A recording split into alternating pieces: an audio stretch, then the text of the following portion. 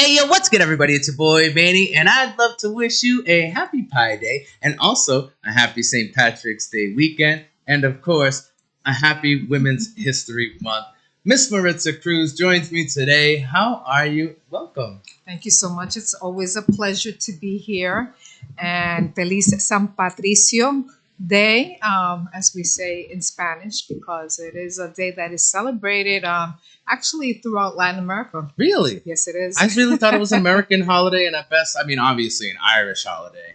But wow, I had no idea. I did know that, obviously, because we had spoke about it before. Now we're here today. That there is a real unique and historical and awesome connection between the Irish and Puerto Rico, which is why you joining me today on this very special day. We planned quite a while back. Yes, we have. And I just want to point out a little bit of like your connections historically, especially here in Worcester, the Latin History Project, the Worcester Latino. History Museum, Latino, thank you, Latino History Project, the Worcester History Museum, and Casa Borica Worcester, all very cultural Yes. organizations that you're involved with, particularly with the history of our people in Absolutely. Worcester. So I'll let you take over from there. Tell me a little bit more about what it is that you do before we get into the topic for today. Absolutely. Thank you for the opportunity for being here, and thank you for what you do. Thank you. Bringing all this information out into our communities. And as we were talking earlier, I've known Manny since he was a baby, Yes. and I'm very proud of him and the work that he's doing. Thank and you. so, I appreciate that. My name is Maritza Cruz, and I've been here. My family has been here in Worcester for an extremely long time. We arrived here probably in the late 60s. At the time, there were not too many Latinos in here, and the majority that were here were Puerto Rican.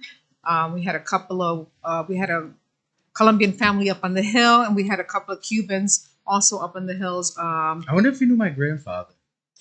Because my Maybe my mom's mother dad did. came here in the 60s. Oh, Yeah. yeah, your mom Yeah, might have. probably might. Because he actually had a picture published in Telegram and Gazette where he was doing some protesting outside of City Hall, which is pretty It's a cool. possibility because I come from a family of activists. My mother Right. was an activist, so it could be That's a possibility. wild. And Yeah. the community back then was very small.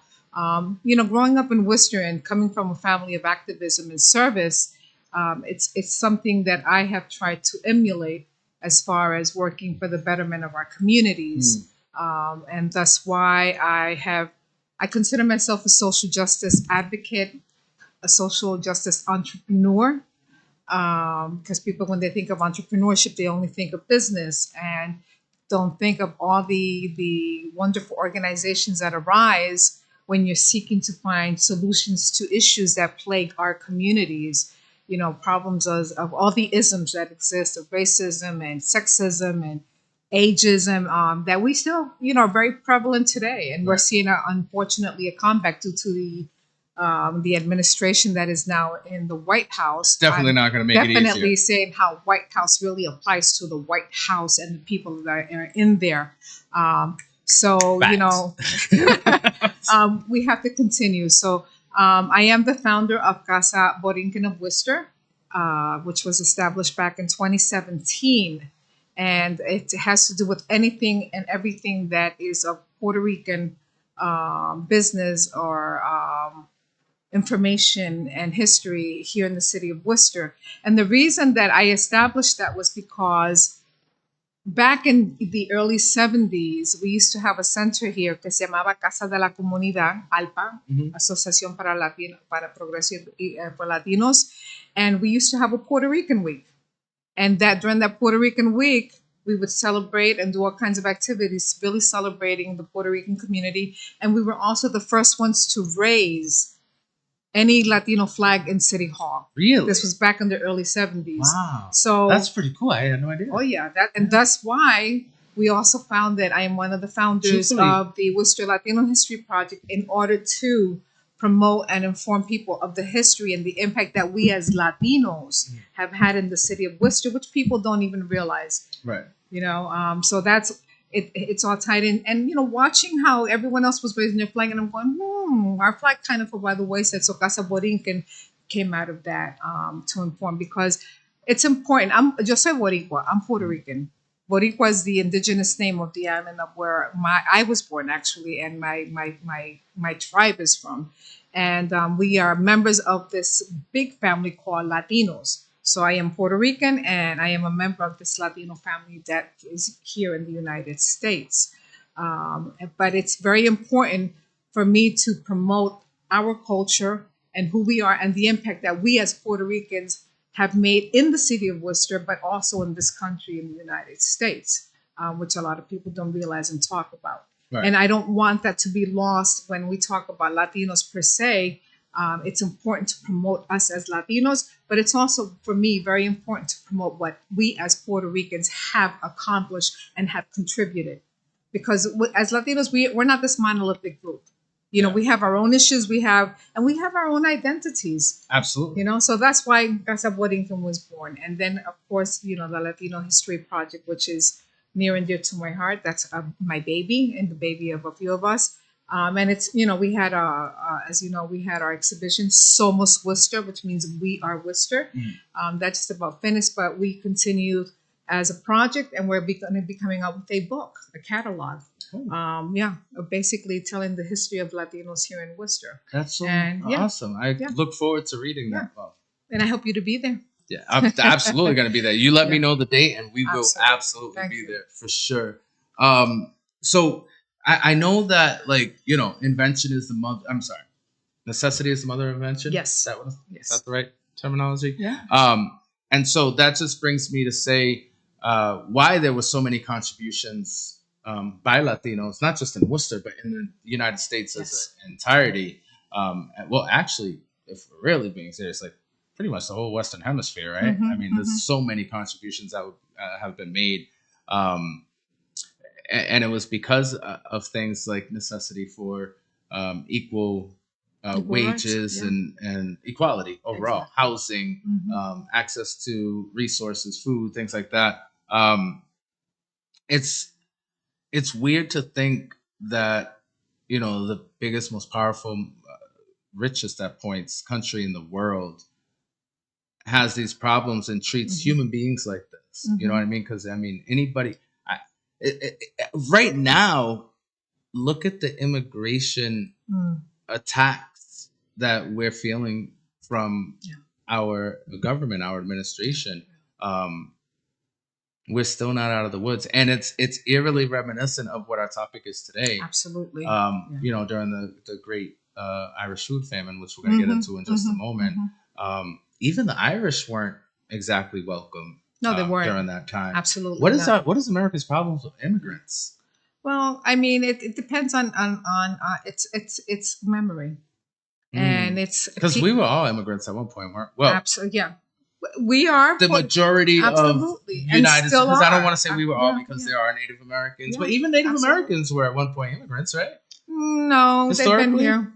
I mean, they migrate. migrate There's eventually. migration, but that's the history of the world. That's a little bit different. That's Gotcha. a little bit different, but All right. I mean, it's a migration, and just like there were indigenous peoples on the island of Puerto Rico, and even on what is the island of Ireland, there were also peoples that were indigenous to that land. That's wild. I never even think about that. Yeah, Before we get into that, though, I want to take a quick moment, and I want to thank the people that I'm wearing.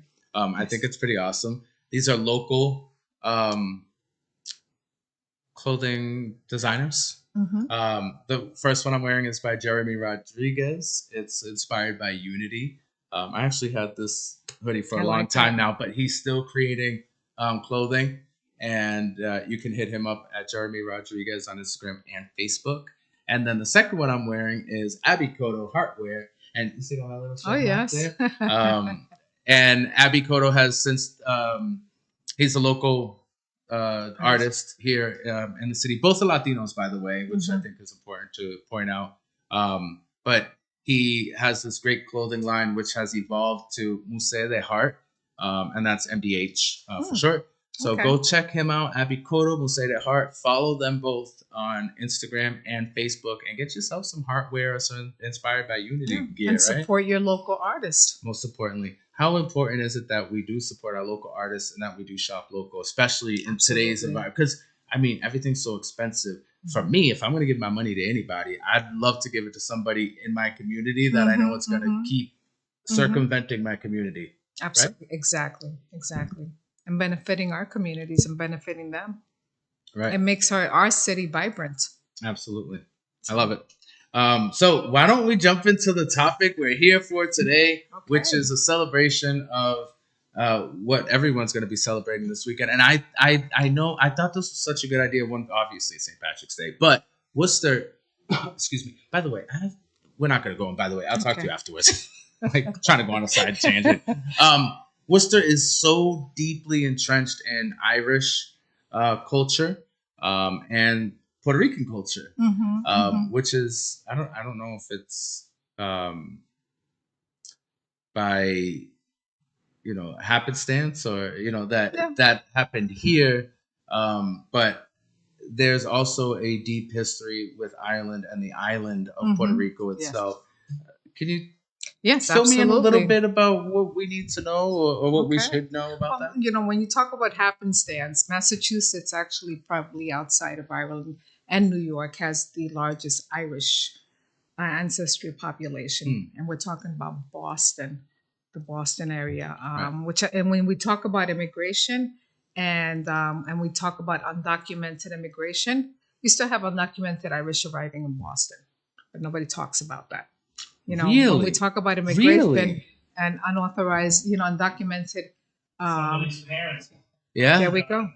See what I mean? I don't know if you can hear that in the background, but our executive producer John, he's Irish, and I mean I'm Puerto Rican. How beautiful is that? I'm Cuban too, but I'm also Puerto Rican. We got the Irish and Puerto Rican. We need to bring that up to light because right now when we talk about the immigration status, it's become racialized. Yeah. And has been racialized, way before when the border was being built and the wall, is to keep out, the hordes of Latinos, indigenous peoples, and so people don't realize that you still have a lot of undocumented, and I will say it again, and just like the John here said, his parents arrived here, right, from Ireland, undocumented, but people don't think about that because they have the privilege of being European. Yeah. So they're not they noticed. Blend in more? Absolutely. Yeah, they're not noticed. Yeah. So that's, so in Massachusetts, we do have a very strong Irish, heritage that has become part of the culture and heritage of Massachusetts. And that includes Worcester also. Puerto Ricans, the same thing. Puerto Ricans have been coming to the United States since before this was even a country. And arriving, of course, via boats through New York and so on, and then making our way here to Massachusetts. And still here in Massachusetts and actually in the entire East Coast, the largest group of Latinos still are Puerto Ricans, followed closely by Dominicans and Salvadorians and Cubans, exactly, in New Jersey and Florida. Yeah, but we're still the largest group. So we're going to have again where the Puerto Rican culture and heritage has now become part of what is the cultural system of a city and a space that we find ourselves living in, so that's why you have that. And also the intermarriages, which is what happens with people, which you see actually a lot of people shouldn't be surprised that you see a lot of Irish, Puerto Rican, Puerto Rican Irish, children of that mixed heritage. My grandson is one of those. And we as Puerto Ricans, we have McRickens, which are Puerto Ricans that are, of Irish ancestry and descent. McRickens. That's funny. I had to let it process for a second, which is why I'm a little late. Yeah. But that's funny. Yeah, but Puerto Ricans, we're very blended people. We are so multiracial. We're not a race because we're multiracial, and we're made up of all these different ethnicities and groups, which makes us uniquely Puerto Rican. Yeah, what's funny is growing up, like I knew my mom. So my mom's half white and half Cuban. My dad's Puerto Rican, and like visibly so. My mom's like very white looking. My dad's very Puerto Rican looking, like curly hair, dark skin, the whole nine. And why does that make him very Puerto Rican looking? Well, as far I'm putting you on the spot here. What is the word? I don't want to say traditionally, but it's the stereotype look that that it gets assigned to us. Right. Because I'm 100% Puerto Rican. Yes. Born on the island. I when people look at me, but they really don't know what I usually am. They just look at me and go, I know she's not white. She's exotic. You know what I'm saying? Yeah, but they're not sure about Right. what I am. So, and we have to kind of like educate ourselves to change that, because I think change the narrative. Right? Exactly, because that just keeps continuing to feed into the stereotypes that are created about certain groups. And I mean, we do that to ourselves within Absolutely, yes, ourselves. we I mean, do. in Puerto Rico and Cuba, and I'm sure other South America, exactly. islands or other countries that I'm just not familiar with, but I am familiar with Puerto Rico and Cuba. Usually the whiter you are, the better off you are. The blacker you are, the more struggle you face. Yeah, and I would say so. Yeah, and that depends on some islands. But I mean, that's so. even in America, right? Yeah, if you think about it. But why I was bringing up the racial makeup of my mom and dad is because when I was in school, the little boxes where you check if you're white, Hispanic, black. I didn't know what to do. I wanted to check them all because I felt like I was all of them. Yeah. And when I look at my family, like my dad's mom, my dad, my mom, my mom's mom, like you go from black to white, literally black. The appearance wise. And that's not uncommon to find among so I didn't know what the Caribbean and Puerto Ricans. I always pick other, and I put myself as multiracial. I like that idea. That's new to me. That's what I am. I'm not. I'm like, if we're gonna go into the descendants who we are, some people will say Afro Latino, whatever. I want to say that I'm indigenous because I actually happen to be 36% Native American. From the island of what is Borinquen. I need to do my 1, 2, 3. No sponsor. No sponsors for that. Hashtag no sponsor. And I claim that because for me, it's not just the blood quantum, but also because of my heritage within my family and culturally how we were raised. I think depending on what part of the island you come from, there's different ways that we have incorporated based on who survived and what your family mixture is, and I have a lot of European, some Northern African. I even have, Jewish, but I'm Puerto Rican. Yeah. It's like this is what makes who we are. And speaking about that, then when the Irish arrived, and we'll get back to the McRickens.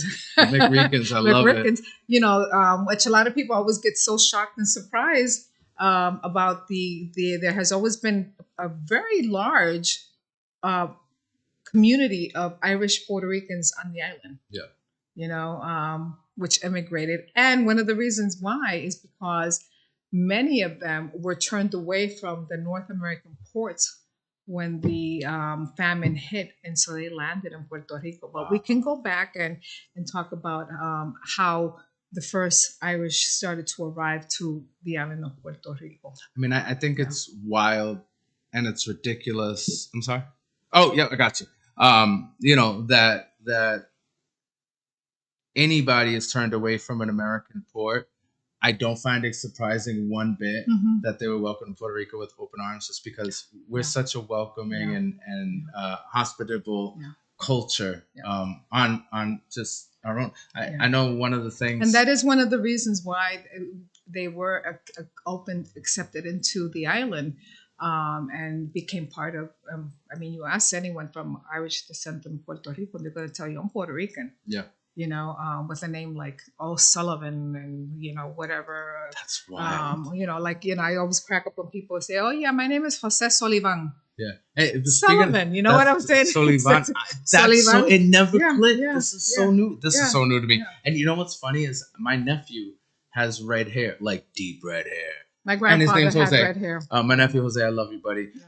Sweetest boy in the world. Yeah. You would never think he's Puerto Rican just by looking at him. We have a lot of redheads on the island. A lot of redheads on the island. And it's so beautiful with that Caribbean mixture in there. Absolutely. Just, beautiful. Absolutely. Anyway, we have to go thank our amazing. We don't have to. We want to go thank our amazing sponsors. So John, thank you so much.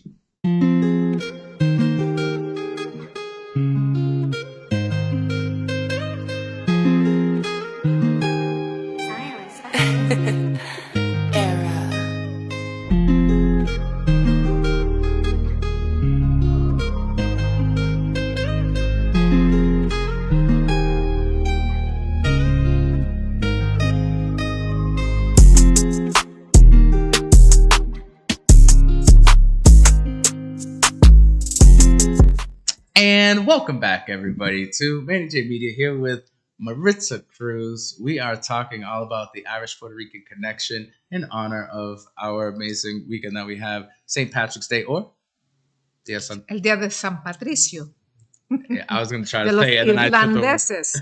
And that's another thing.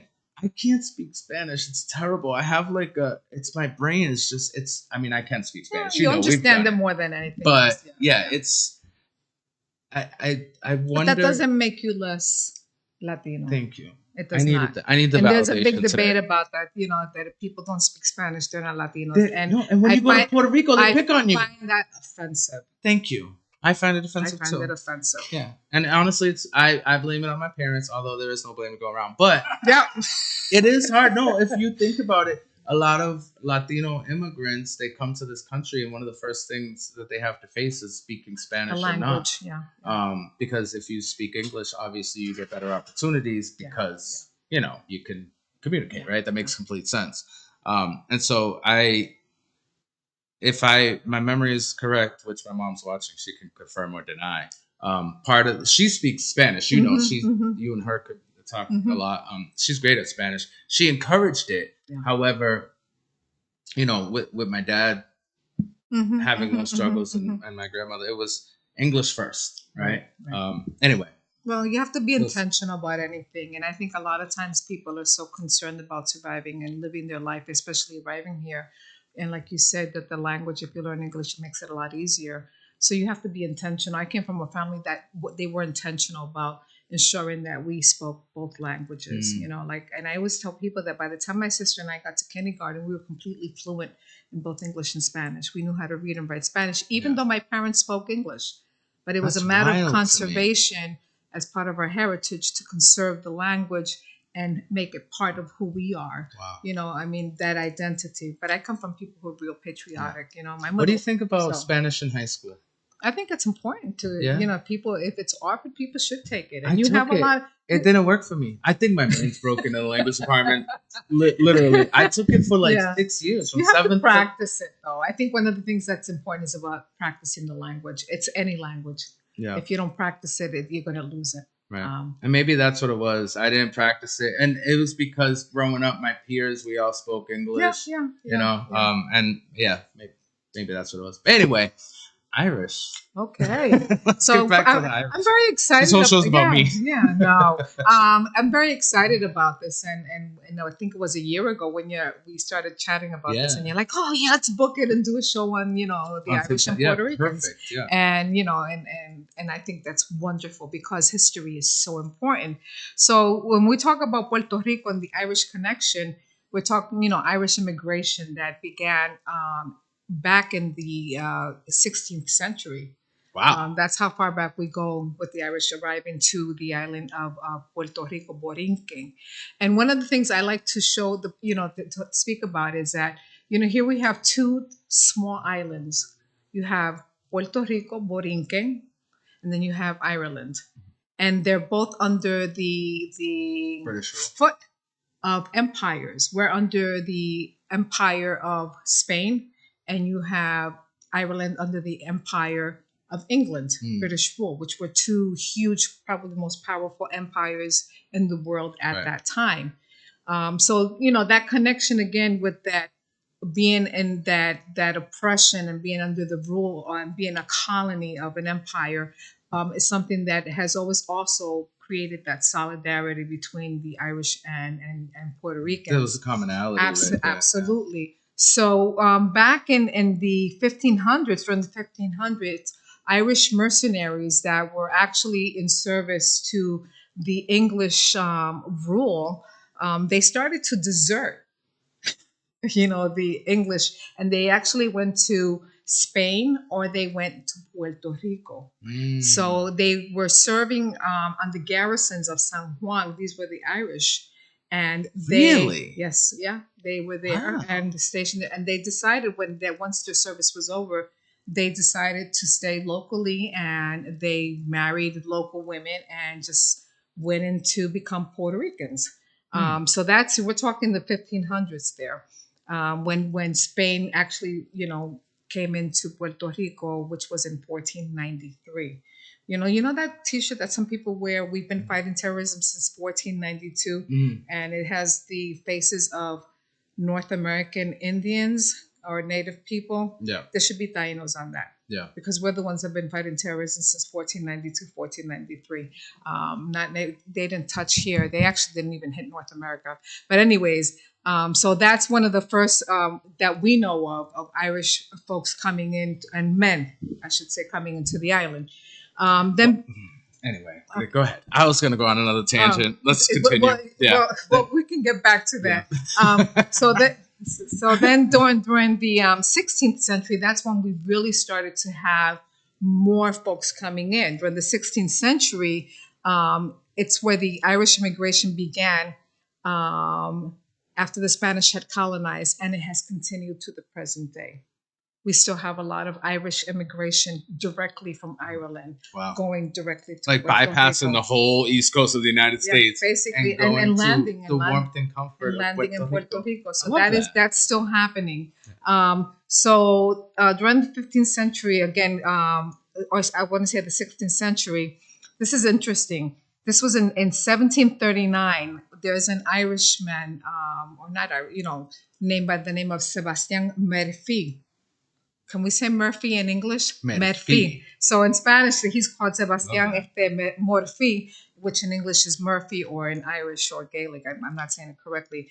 But he actually is the founder of the first town that was founded in the mountains, which is called La Cordillera Central in Puerto Rico. And it is now the 11th oldest established municipality in Puerto Rico. And it was founded by this Irishman by name Sebastian Murphy, which is Murphy. Another interesting fact with that, and that's the town of Utuado. Utuado was a town where you still had a lot of indigenous peoples living there. And actually, they have found like a lot of caves.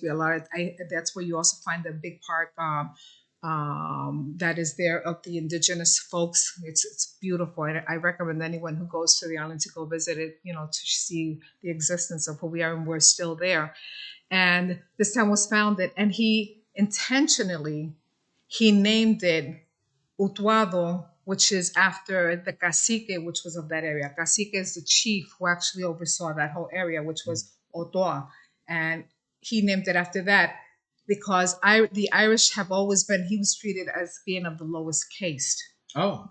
Okay. And I think that's something that important, here, the history here in the United States also is known that the Irish were not wanted. There were signs that said no dogs, no Irish shouldn't apply, and so on, being of the lowest caste. And it makes me wonder sometimes when people look back at your ancestors and see what they had to go through. Right. And yet you're turning around and sometimes doing what was done to you. So we're not that Excuse far me, removed. people. Because I know there's a lot of y'all out there that are doing things that are very problematic and hurtful to both our communities, and it be all our people out there. 60% of Latinos. Yeah, that's 61. All right, yeah. I get enraged with that. I get enraged with that. So he founded the town of Utuado, and did that in solidarity to the indigenous peoples there. So that's an important event that happened. There's also the Irishmen that were known as the Wild Geese. And the Wild Geese were soldiers who escaped from forced service in the English army. Wow. Why would you want to, you would, escape, you what, which is, Puerto Rico was the same thing. You were forced to serve in the Spanish army, from Spain. And of course, if you had the opportunity, you weren't going to escape. So this is what these men did, the Wild Geese. So many of them left and they escaped the forced service and they joined the Spanish colonial army. Many of them also, when the English were attacking San Juan, because Puerto Rico, San Juan was attacked by many groups, but the English were brutal in doing that. So the Irish soldiers that were on board the ships, they actually jumped ship and landed in San Juan and went to serve in the colonial Spanish army. So all these men who were there, what they did is once the service was over, they actually ended up staying in Puerto Rico, and I mean, they why would you leave? yeah, exactly. Makes complete And, sense. and they actually either sent for their extended families from Ireland or Spain.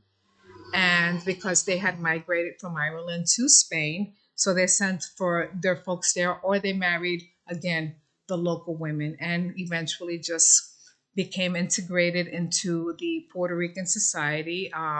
And this happened throughout the island. So we had that Which, happening. by the way, they all learned Spanish, right? They didn't go there and absolutely. force everyone to speak English. No, they had to. They had to learn, and a lot of I think them, that's dope. I think that's a really well, a lot of cool- them that were serving in the army already spoke. They spoke the Spanish, because you had to in order to, serve in the colonial army. So you learned it, and I'm sure they wanted to do it with joy, versus because they wanted to stay. Right. So then, in the 17th and 18th century, we also had a lot of military officers from the Spanish army and officials that were sent to the island of Puerto Rico. And again, because they were there, they were doing their services. There's one very famous one named by the name of Alejandro O'Reilly, who came in as an official. Yeah, don't you love it? I love it. They don't even try to hide it anymore. Yeah, exactly. That's awesome. Coming Alejandro in, O'Reilly. Alejandro O'Reilly. And that's like my grandson. He actually has a Gaelic name. His name is Rowan, but in Gaelic it's Ruan Alejandro Comiskey Sayas. Wow, what a Comiskey. name, right? Wow. So, anyways, they came in. He's known for actually working on fortifying what is now San Juan de San Felipe Morro, which is now a world, wide international treasure. But it was through his work, through the Spanish, that he was able to accomplish that, and it has been preserved now till this day. So by the end of the 18th century, there is now quite a sizable Irish population community in Puerto Rico, because it has been an ongoing flow of immigration to the island. And a lot of these folks, when they came in, they're of course integrating themselves into the society, into the community. They've had a huge impact in agriculture. There's tobacco, politics, sugar. That's another story. We would need another show whole nother show specifically on for sugar. that, on sugar in the island. Don't eat Domino sugar. Yeah. But Yeah. anyway. But I mean, like, people don't know that Domino sugar came out of Puerto Rico, and the way that came And about. really bad practices. Exactly. But again, another show. Exactly. That's exactly. But Brutal practices. They were also involved with that. One of the other things that also really influenced the population in Puerto Rico was that during the Great Famine of Ireland, and for those, it's known as the Potato Famine or the Great Famine. You basically had over 1 million people who perished under that famine in Ireland, and it was under colonial rule. And unfortunately, the English could care less about these people dying. This is what happens when you were a colony of a large empire. When you disobey the crown. Exactly. When you don't kiss the ring, you shall die. Yeah. Well, I mean, you don't matter. You It's have less. You have terrible. less value, and that's how in Puerto We're talking Rico. about human lives. Yeah, but we are, and Puerto Rico is like that. We're still a colony of the United States. We are the oldest colony in the entire world. Wow. It's called the Commonwealth, but we are a colonized country and people, and the oldest. It's shameful of the old and the entire world, which people don't even realize. So during the Great Famine, where you had over people die, they're leaving. They're leaving the island, and a lot of them actually came to the ports, like I said before, the ports of North America, and they were turned to red because a lot of folks ended up getting sick on the ships and so on. So they went to Puerto Rico, and in Puerto Rico, they came in, they settled in, and they blended in, and they became Puerto Rican. Sounds like they need to move that Statue of Liberty down to Puerto Rico. Right? Because the whole "give me a tired, hungry, and poor" ain't working here. I agree with you on that. So that's another one that has really contribute to this influx of creating of who we are. Yeah. Because Puertorriqueños, Boricuas, Puerto Ricans, we are this blend of so many people. Of course, we have the indigenous people that were there. And just as a little note, there was a study done throughout the Caribbean, and Puerto Ricans are the ones that have the highest DNA of indigenous peoples, or Taino. There's a debate on that, of folks in the entire Caribbean. So you have the indigenous Taino, and then you have, of course, the Spanish who came in, and then, of course, you had the enslaved Africans that were brought in. Not as many as like Cuba and other places, but yes, they were brought in. But we also had a lot of people of African descent that, when the enslavement practice was abolished in Puerto Rico, we had many that were coming in from the other islands, the Caribbean islands, that were coming into and landing in Puerto Rico. So that's why you also have, especially in what is Loíza, you have people of African descent with names like Campbell and Smith and so on, because some of them already were coming in from English owned, colonies and landing in exactly in Puerto Rico. But we also have all these other admixtures of people that are of Italian and European. And the reason why we have that is because there was a consent that was established, which was the Royal Decree of Graces, and that was in 1815. So Spain encouraged European immigration to Puerto Rico, and that again led to an influx of Irish settlers. So that you had these Europeans coming in, los Corsos, people from Corsica, which are very well known in Puerto Rico for coffee, being in the mountainous regions, and that's why you have people like Santucci, or with Italian last names, or French, or Molineri. When you look at last names in Puerto Rico, yes, many of them are of Spanish, but many of them are also very, very European. So that's how many of the Irish landed and are still landing in Puerto Rico. And even with that, there was an expulsion that was done by, unfortunately, someone on the island, and it was during the French Revolution. And so they thought that the Irish were being shady and not being loyal to the English crown, so they kicked them out.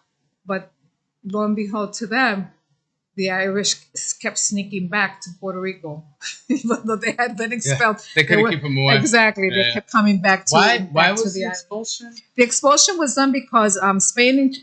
Basically, what happened was that during the French Revolution, Governor Ramon Castro expelled the Irish residents due to suspicion of loyalty to Britain. So it was control. Exactly, it was control. They didn't want. Okay, yeah. And it was war. It was politics, because it was the French Revolution, and the Irish, they thought, were being loyal to Britain, which they were not.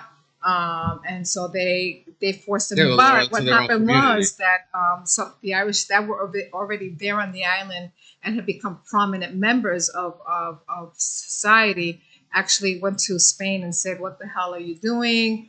And so it was repelled, because they're like, "No, this is who we are. We're on the island. We're Puerto Ricans. We're not loyal to England. We're loyal to our community, Puerto Rico." Yeah. And so that was, we're not loyal to any crown. That was repealed back. And then of course we have at the Spanish.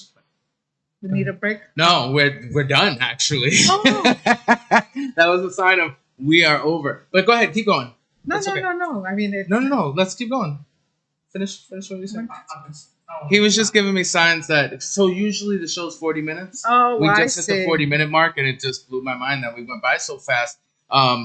It's wild, they say time flies when you're having fun. We can absolutely do a part 2. But they say time flies when you're having fun. Who knew history would be this fun? Because there's one. I see you got pages left. I do. No, well, actually, there's just a very important piece I think that people need to be aware of, and that's how Don Pedro Albizu Campos actually influenced the Irish Constitution. Really? Yeah. So that's Ireland now.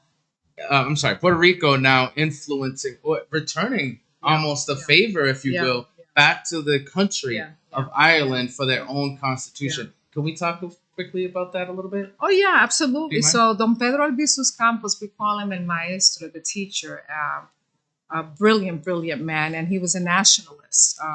He went to study at Harvard after he basically honor roll discharge from the USA Army.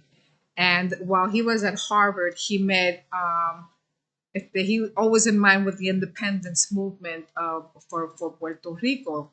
While he was there, he met a priest of Father Orion, who was an Irish priest, and that's the other commonality that also one of the reasons why a lot of Irish also like Puerto Rico, because Puerto Rico was a Catholic country, and then the Irish were Catholic, but yet they were under Protestant rule, which were the English. So that's one of the reasons why also there was this friendly of coming in and migrating. And then I can also see the confusion too with Spain.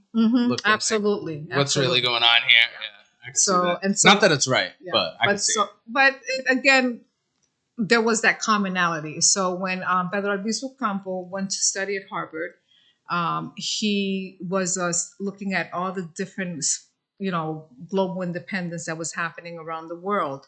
And he was following very closely the Irish movement for freedom.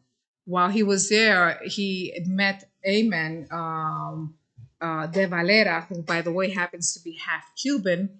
His mother was Irish and his father was Cuban. And he was from New York. He was a leading leader in the movement for Irish independence. So him and Pedro Albizu Campos met. They admired each other deeply. They worked together. And so Pedro Albizu Campo actually he was very involved. He would do debates and he would do all kinds of talks in Boston. He also established community centers where Irish young people and Irish advocates for freedom were able to meet and congregate and talk about this movement. Oh wow! Oh yeah. So which that's a history in Boston. It brings about it all local to us absolutely, right here. So you got absolutely. That's a great triangle. Yeah, you got Ireland, Boston, and Puerto Rico. Yeah, and so they he came in. They established that. So because of his work that he did there and advocating for the freedom of Ireland, and of course, the understanding there was that solidarity that existed. So when it came time to continue for the fight for the freedom of Ireland, Pedro Albizu Campo was a key consulting in the drafting of the Irish Constitution of a Free State. Wow. Which is what Ireland has now, influenced by this Puerto Rican man. Ireland's present from that point, moving into its future, was greatly influenced by Puerto Rico. Yeah, and so when you think of Puerto Rico as like this little island off the coast. Well, it's not even off the coast of Florida. It's Ireland, far off the coast of Florida. But it's produced a lot of very, very brilliant people that have had an impact around the world. It really has. And to this day, we still are doing that. And so he brought back the movement national and then applied it. He became the president of the Nationalist Party in Puerto Rico. And he actually used the movement that was used in Ireland with the nationalist movement in Puerto Rico. It's wild. Did you have something? Yeah, real quick. What's up? Ireland is the only country in the world that supports Puerto Rican independence. Yes, it does. Wow. And what's funny is that was exactly where I was going next. So what John just said is Ireland is the only country in the world. When I went to march in New York City when Pedro what's his name? The political prisoner that was freed, Oscar López de Rivera. And I went to, I'm one of these people.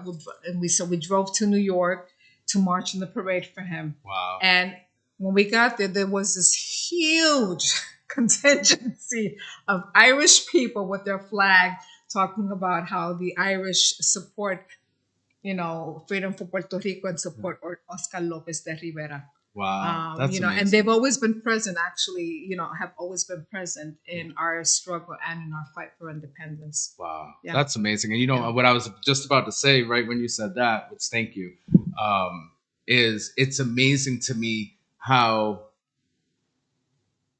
we as this America seems to look at Puerto Rico as this dependent, as a burden almost. And the crazy thing is, us than we take from them. And it just seems to me that Puerto Rico can be very independent if they can help a whole other country to become independent in their right.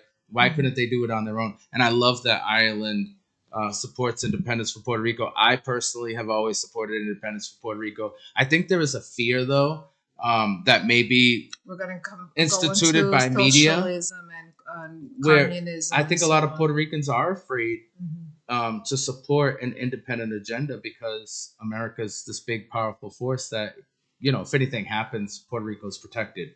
I Mhm. think that's a misconception. What about you? Uh, we should be a sovereign nation. No.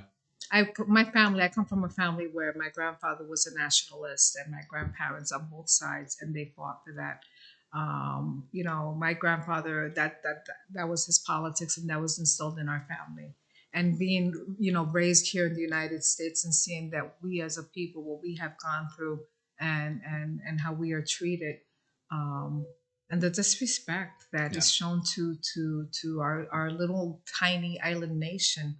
Well, You and know I what think I'm that's the saying? It's problem, like, especially when you look at a man who's very concerned about size. ugh, Um, when you see a little island like Puerto Rico, you think that they're inept, and that's no, not we're the not. truth. And Yeah. in fact, It's there's a lot of brilliance that of comes. course, and there and it keeps coming out. Pedro Albizu Campo, he was jailed 26 years of his life because of considered, sedation and by the United States government in cahoots with the Puerto Rican government, and he eventually ended up dying because he was tortured. Mm. He was tortured, given radiation treatments, and he was tortured, and he eventually ended up dying So from it. sad. But that's the story, and I don't know if you've ever read the book War Against All Puerto Ricans. Mhm.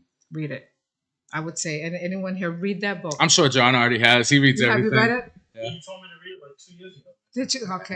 And he did. Yeah, he got And it. it's really interesting, but there's a lot of books that are out there. But that one's really good because I think it's an eye opener. Yeah. It doesn't tell the whole story, but it's an eye opener. By the way, I don't know how much you know about our dear friend John here, but he loves Puerto. He probably knows more about Puerto Rico than I do at this point. He loves himself some Puerto Rico. So I'll see. Just the common theme was that all the Irish stayed and married Puerto Rican women. yeah, that I know Yeah. you're on that. Yeah, exactly. Yeah, John's on that. He wants him a Puerto Rican. Any Puerto Rican women looking for an Irishman, I got you one. But I mean, yeah. But I mean, it's really a fascinating history, and I don't think people realize that, Yeah. And our history is so important. And finally, because we are out of time, I do want to say, growing up here in Worcester, Massachusetts, particularly in Great Brook Valley, there was, in Great Brook Valley was a big Black and brown community, a few white families. I don't know if they were Irish or not, but just very few white families. But there was a sense of racism that I remember experiencing. I remember as a Latino, I needed to be very proud about being Latino. And with that came some kind of division between my white peers. It was almost, and for me, because my mom was so white, passing, looking, she is half white. And by the way, I really don't know what the white makeup. I need to do the ancestry. I do, because I don't know what white I am. Yeah. But what I do know is that I was kind of picked on a little bit. You know what I mean? Because I wasn't full. I was technically white, and or the white kids had it way worse than I did.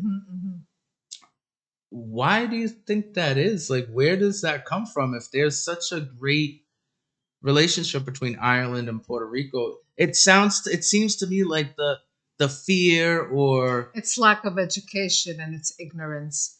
And I think we tend to emulate when it comes to when you are, when people talk about racism and all the isms, it's systems, it's systemic oppression.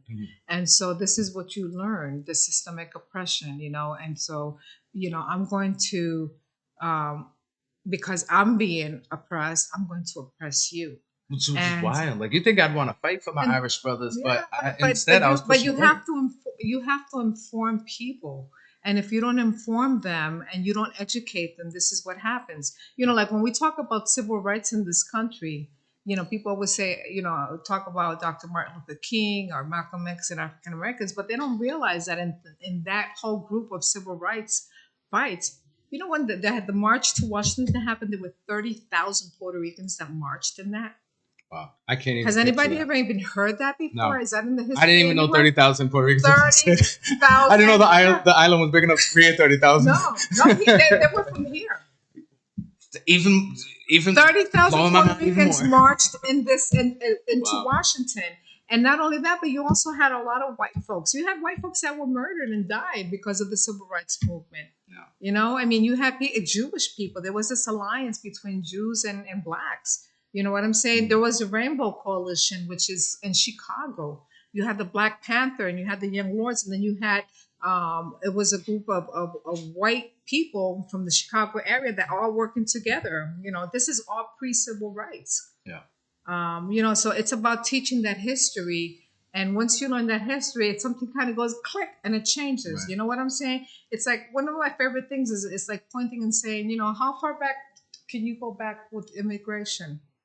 You know what I'm saying? Your parents, I mean, you're not that you're new here. You know what I'm saying? Yeah. No, but you know what I'm saying? John is very young. As On the grand a scheme of white things. man, Yeah. greatest scheme. You know what I'm saying? Your parents were here from Ireland, but people think, oh no, they were off the boat back in 1800 something. No, it's not. So it's a matter of really informing and educating folks, and don't erase history. And Right. this is something, unfortunately, that now is trying to be done Yes. to On a erase federal level. at a federal level. And Well, I mean, this they're is dismantling the educational department. You know. I think blows my mind. And when they talk about taking away educational programs in our schools for our Mhm. children, We're just trying to get them in. And, you know, Yeah. it's like- that part, but Yeah. particularly around Black and Brown history. I forget what it's called. There's a whole thing that they're calling it. But taking that away and taking away the truth, I think further divides us, Of course it does. and it makes us Which was bring us back to not the understand each 60% other. of people voted for the demon who's in the White House. right. You know what I'm saying? That ignorance. Oh yeah, he's a good Christian. No, he's not. He didn't even put his hand on the freaking Bible. Yeah. I mean, Excuse my language, but you know what I'm saying? It's like I mean, it's the ignorance and it's propaganda, and so it will be, you know, that's going to be emulated and copied. Oppression breeds oppression, and if you don't do something to change that, that's why. You know what my life's work has been around social justice and creating spaces and creating institutions that is going to break that. You know what I'm saying? I'm Absolutely. very proud of who I am. I'm very proud, but you know what? I'm human first before anything else. That part. And with that being said, I just wanted to add a note onto why it was so important that we did today's show. Although it is St. Patrick's Day weekend, which is great. San Patricio. You know, Manny J Media, John Keogh, Casa Borica in Worcester, Maritza Cruz. We all feel like it's very important to educate each other, educate our community, Absolutely. inform, and keep history alive, because without that, we don't really know who we are, and it's going to be even harder to figure out where we're going. So stay tuned to Manny J Media for more educational, inspirational, informational opportunities like this. I look forward to having you back. I'm sure we're going to find another great topic we could talk about. Christopher Columbus Day, maybe. Oh, Lord. That's one of my favorites. Yeah, no kidding. Anyway, we're not going to go there right now. What I am going to say is, Maritza Cruz, thank you so much for joining me today. Always. And thank you for all of your information. And I look Always. forward to another fantastic episode with you. Maybe we'll make this a series. This will be fun. Why not? Yeah, we Hey. could. And are we good? With that being said, oh, wait, one more thing. I want to shout out to Kevin Navarro, Mr. Munchies. I appreciate the stars again. I see you, my brother. Everybody go and follow my man, Mr. Munchies. If you want some great international snacks, he's your go-to guy. And with that being said, it's your boy, Manny J Media. I'm sorry. Wait. Let me start over. It's your boy, Manny and Maritza Cruz. this is Manny J Media. Community delivered. We'll see you real soon. Peace.